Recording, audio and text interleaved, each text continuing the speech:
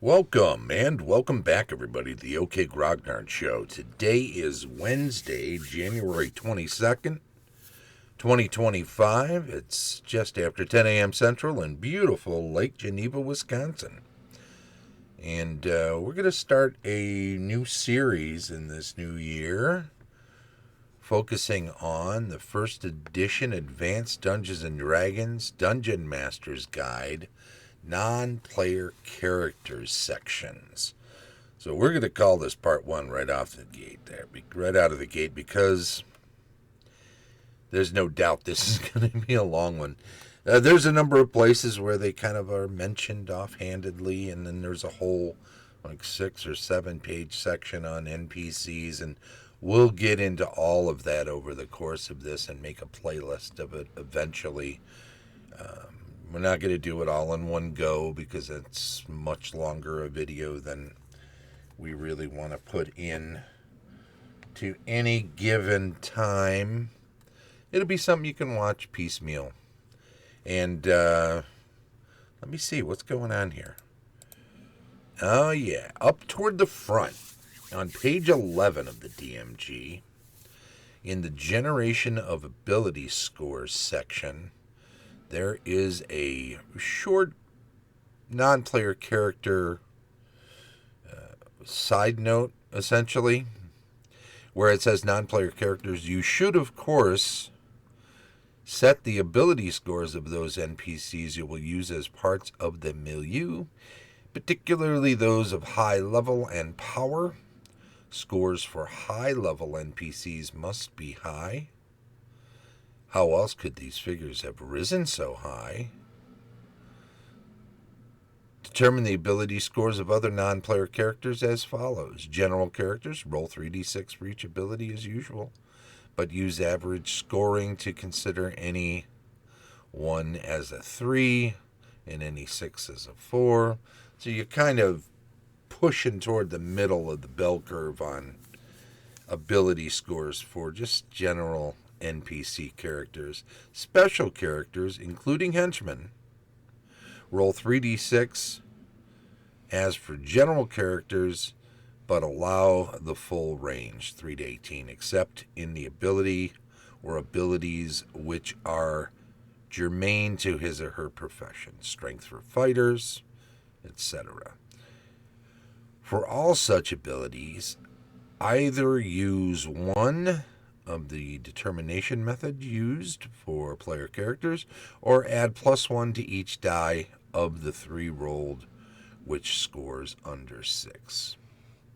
So they're trying to make henchmen and special characters in your campaign NPCs increase their survivability so that they're not just constantly, dying off, paper tigers. Kind of, I guess, defeats the purpose of a campaign, because campaigns, after all, well, not plotted per se, in my opinion, I'm a sandbox DM, are definitely interested in seeing some continuity. So you want NPCs that are going to be around, if only to visit and share information and be people that the player characters can rely on and recognize and be familiar with over time, so that it's not just a constant stream of new and unfamiliar NPCs. That's good if they're traveling a lot to places unknown and they never stay in the same place at all. But if they are visiting some of the same areas, or they're headquartered in a particular town or location, you definitely want some of the same faces to be popping up from time to time, so that people feel, so that the players, through their characters, can feel as if the campaign actually has some foothold in your setting.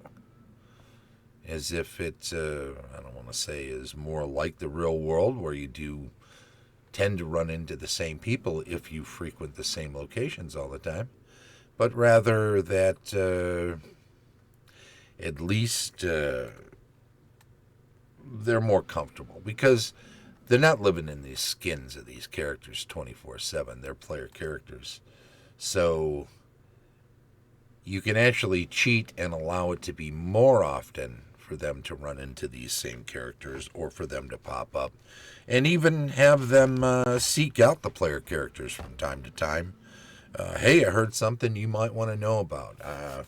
Hey, I heard about a location that you might want to go explore. It's, above my pay grade, but I know you guys are tough customers and are the kind of people that are adventurous and risky and ready to go out there and push the limits.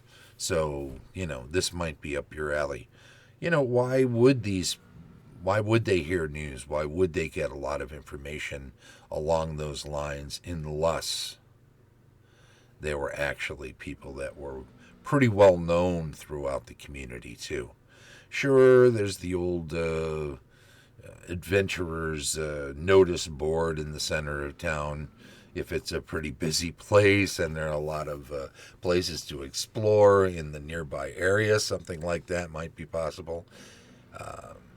As far as dungeons are concerned, even that, I guess, is possible. But most of these adventurer board things are going to be, Lost Kitten, Too Many Rats in My Basement, the kind of things that appeal to lower level adventurers more often, because if somebody needs somebody of high level to take care of a problem, they're probably running in circles where they know a few already, or they're going to have to reach out pretty far afield to find one, because if there were people constantly around that were able to take care of that stuff, the problems wouldn't arise in the first place all that often, or they'd be taken care of before somebody could bother to advertise or put a notice up.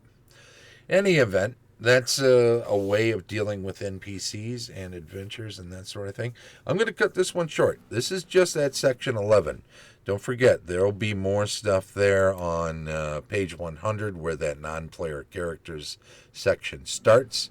We'll get into some of the nuts and bolts and the nitty-gritty of how to put together non-player characters. And, of course, this will include not just throwing together the ability scores, but also randomizing a lot of facts about them and a lot of traits about them. There are many things, but also this will get into some of the nuts and bolts of how these work. Note this asterisk at the bottom, this footnote. Note that these are adjustments in addition to those noted in the AD&D Player's Handbook. In spite of all additions, normal ability limits cannot be exceeded. So these race adjustments that are up here and these minimum scores and adjustments for the various classes, don't forget those will be in addition to the Player's Handbook. So we'll bust out that. Maybe I should put a graphic together for that to share around the same time. And we'll get into all of this next time, starting where we just left off there, and get into some details. This could be easily a 10-part series, maybe longer, so don't expect it all to be done in one go. And I'm not going to keep doing this series until it's all done. There will be some breaks in between where I'm visiting some other ideas and stuff, so that this is the kind of series that, later in 2025 will eventually be completed and then thrown into a playlist so you could watch it all at once. So, hey, thanks a lot for popping in today and checking this out. It's very much appreciated. Again, this whole thing is the first edition Advanced Dungeons and Dragons Dungeon Master's Guide sections on non-player characters. This is just going to be part 1. The show streams live on Twitch each Wednesday at 10 a.m. Central. And then it's archived on YouTube. Like, subscribe, follow, all of that good stuff. And very much appreciated. Also, help me make more videos like this. one by becoming one of my supporters on Patreon. There's a free level. It just allows me to know that there are people following and watching and enjoying these.